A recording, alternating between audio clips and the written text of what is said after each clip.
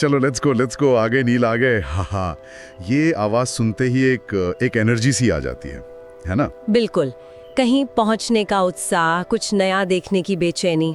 हाँ, ऐसा लग रहा है जैसे किसी मेले के गेट पर पहुंच गए हों और बस अंदर जाने के लिए बेसब्र हो रहे हैं। आज हमारे पास कुछ ऐसी ही पहेलियां हैं, कुछ आवाजें हैं, कुछ बातचीत के टुकड़े और एक तस्वीर, और ये सब मिलकर हमें एक जगह की कहानी सुनाएंगे। तो आज हम जासूस बनने वाले हैं? बिल्कुल, हमारा मिशन है इन बिखरे हुए सुरागों को एक साथ जोड़ना और ये समझना कि ये कौन सी जगह है, वहाँ हो क्या रहा है, और सबसे जरूरी वहाँ मौजूद लोगों को कैसा महसूस हो रहा है। ये सिर्फ एक इवेंट को समझना नहीं है, बल्कि उसके अनुभव को जीने की कोशिश है। तो चलिए इस पहेली की पहली और सबसे बड़ी कड़ी से शुरू करते हैं। बिल्कुल। हमारे हाथ लगा है एक बैनर, एक पोस्टर की तस्वीर, और मुझे लगता है कि इस पूरे मामले को समझने की चाबी वो इसी में छुपी है। सही कहा, ये हमारी छानबीन का वो ग्राउंड जीरो है जहाँ से सारे तार जुड़ने वाले हैं। तो फिर बताइए क्या दिख रहा है इसमें? बिल्कुल, ये सिर्फ एक तस्वीर नहीं है, मैं तो कहूंगी कि ये उस पूरे इवेंट का एक तरह का घोषणा पत्र है। घोषणा पत्र, हाँ सही शब्द है ना? तो चलिए जरा इसे गौर से देखते हैं कि ये बैनर हमें क्या क्या बता रहा है। सबसे पहले मोटे मोटे कन्नड़ अक्षरों में लिखा है हुविना हब्बा 2025।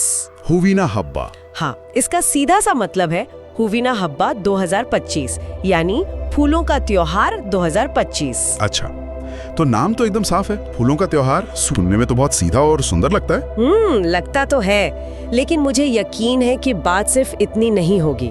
हाँ, आप बिल्कुल सही पकड़ रहे हैं, क्योंकि नाम के ठीक नीचे जो पंक्ति लिखी है ना, असली कहानी वही बताती है। क्या लिखा है? कले संस्कृति समागम। कले संस्कृति समागम, हाँ, इसका मतलब है कला संस्कृति समागम, और ये समागम शब्द ये बहुत जरूरी है। ये हमें बता रहा है कि ये सिर्फ अलग अलग तरह के फूल देखने की जगह नहीं है, ये एक संगम है, एक मिलन बिंदु है जहाँ कला और संस्कृति एक साथ आ रहे हैं और उनका माध्यम बन रहे हैं ये फूल। बिल्कुल, आपने सही पकड़ा, उनका माध्यम बन रहे हैं ये फूल। तो ये सिर्फ प्रकृति की सुंदरता का प्रदर्शन नहीं है, बल्कि उस सुंदरता को इंसानी रचनात्मकता और संस्कृति के साथ जोड़ा जा रहा है। दिलचस्प है।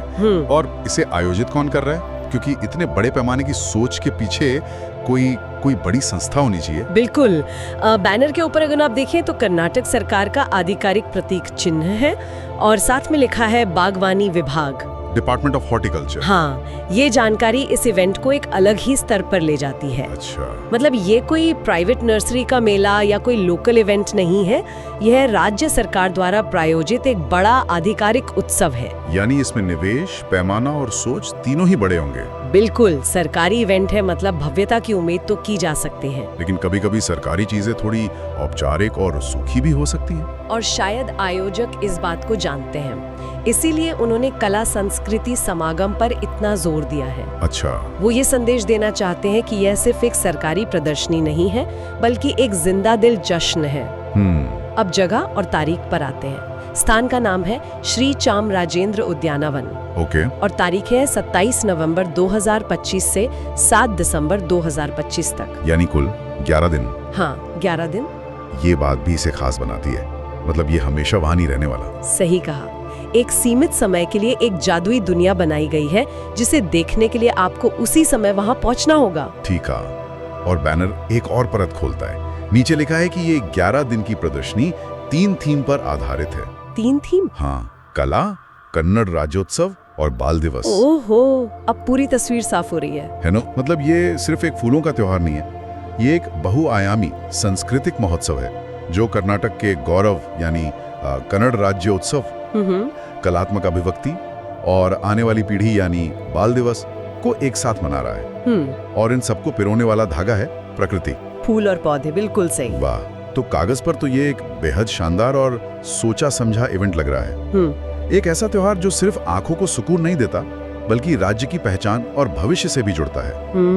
पर क्या जमीन पर असलियत में भी वही माहौल है? यही तो बड़ा सवाल है। चलो अब अपने कान लगाकर सुनते हैं और उस जगह की आवाजों से सच जानने की कोशिश करते हैं। ये क्लिप सुनिए।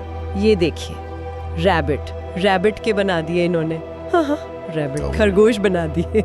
ये आवाज सुनते ही मेरे दिमाग में एक छवि बन रही है। हाँ। ये किसी आम बगीचे की बातचीत नहीं है जहाँ लोग गुलाब या गेंदे की बात कर रहे हो। यहाँ कुछ बनाया गया है, कुछ रचा गया है, बाकायदा कलाकारी हो रही है। और ये क्लिप सीधे उस बैनर की तस्वीर से जुड़ता है। कैसे? अगर हम बैनर के निचले हिस्से को फिर से देखें तो वहाँ एक विशाल हरी भरी संरचना है, शायद किसी महल की नकल, और उसके सामने पौधों और फूलों से बने हाथी, हिरण और मोर। हाँ, विशाल हाथी, हिरण और मोर खड़े हैं। इस कला को टोपियरी आर्ट कहते हैं। Topiary art? जी, ये सिर्फ झाड़ियों को काटना छाटना नहीं है।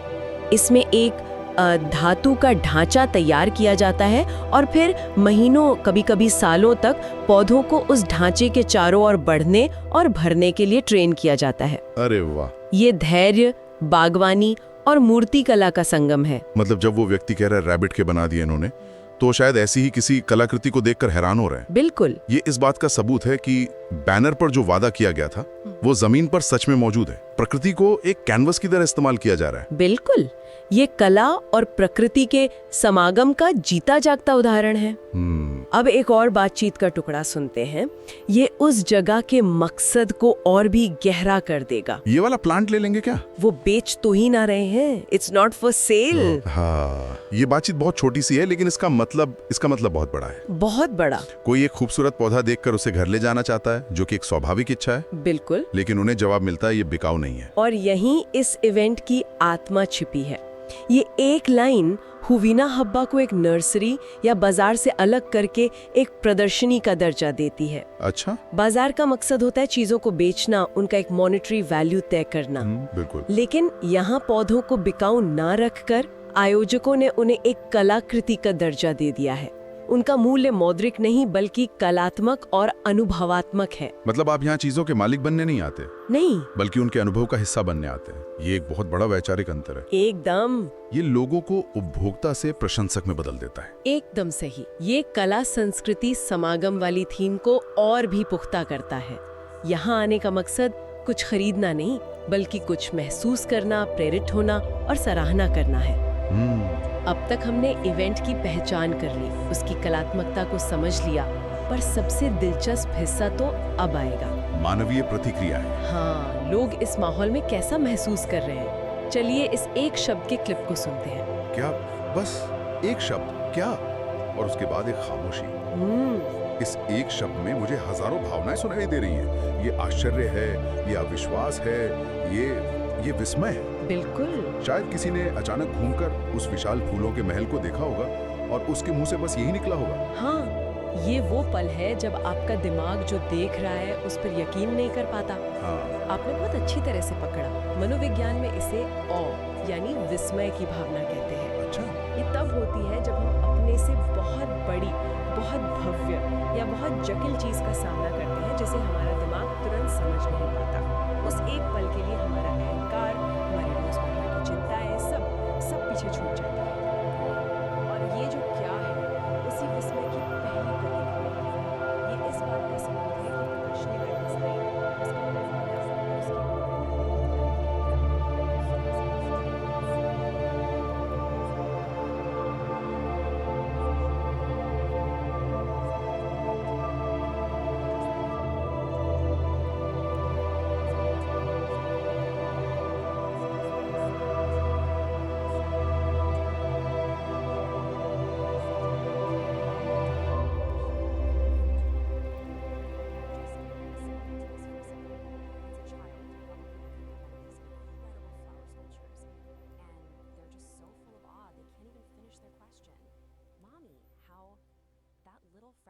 unfinished sentence. Man, that says more than 1,000 words ever could about the power of art and nature, doesn't it? And really, that's what it all comes down to. We pieced this whole festival together from just a few little fragments. But what did we find at the center of it all? A totally universal human experience.